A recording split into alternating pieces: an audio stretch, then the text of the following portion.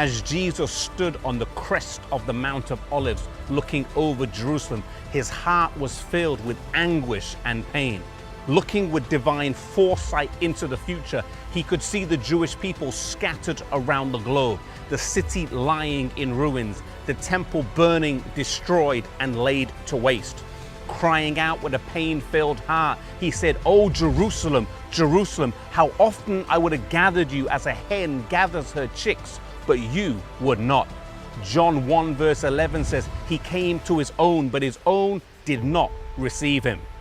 After ministering for over 3 years in Jerusalem and the surrounding areas, Jesus' time on earth was coming to a close when he uttered his fateful pronouncement and warning on Jerusalem.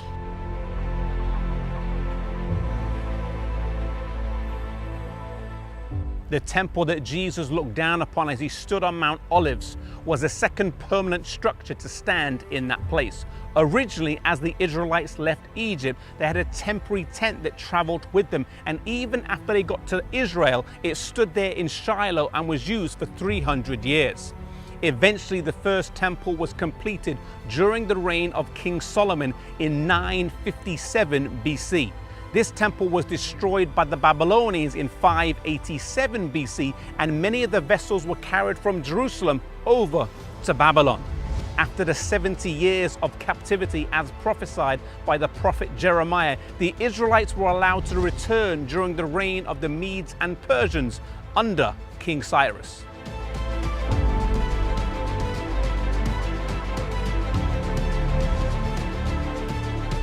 This temple began to be rebuilt in 538 or 537 BC after the decree of Cyrus for the Jews to return to Jerusalem.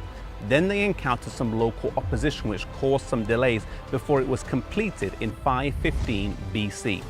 This temple stood for over 500 years, and it was the one that Jesus visited, spoke in as a child, ministered as an adult, and wept and cried over before he was crucified. Sometimes called Zerubbabel's temple because he was the one who started the reconstruction, it was later renovated and expanded on during the time of Herod.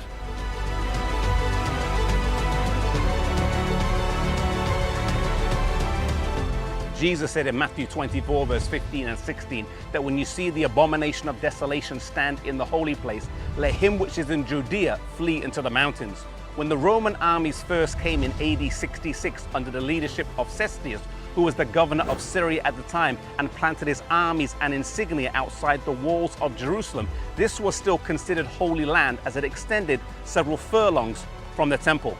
He was unable to take the Temple Mount and retreated, losing over 5,000 soldiers in the process, according to Josephus.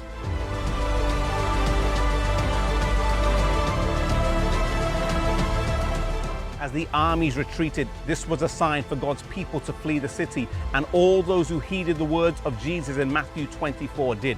They had a small window of time whilst the Romans were fighting the Jews, and they escaped to the city of Pella, located in modern-day Jordan, across the other side of the River Jordan.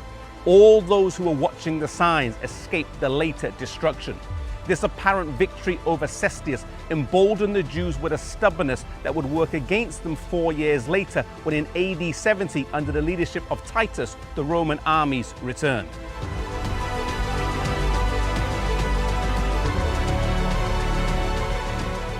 Surrounding the city during the time of Passover, when it was teeming with people, only further increased the horror that was about to come.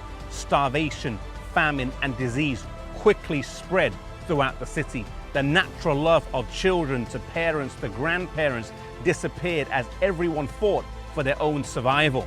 Those who tried to escape the city were captured and crucified in the walls outside until the valleys were teeming with crosses as a warning to those inside not to try and escape.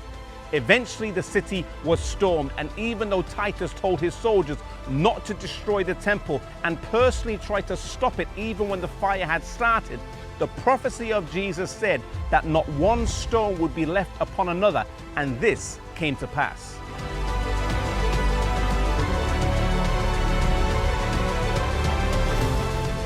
Jesus also warned our world today of the coming crisis, and he has given us an outline of the signs of his return, that we're not left in darkness. He does not want anyone to be lost, and he's outlined exactly what will take place before he comes back, that we will know exactly the signs of his return. We can rest assured that just like no true believers were killed in the destruction of Jerusalem, so today those of us who are watching the signs will not be destroyed, but Jesus will protect us in the final days of this earth's history.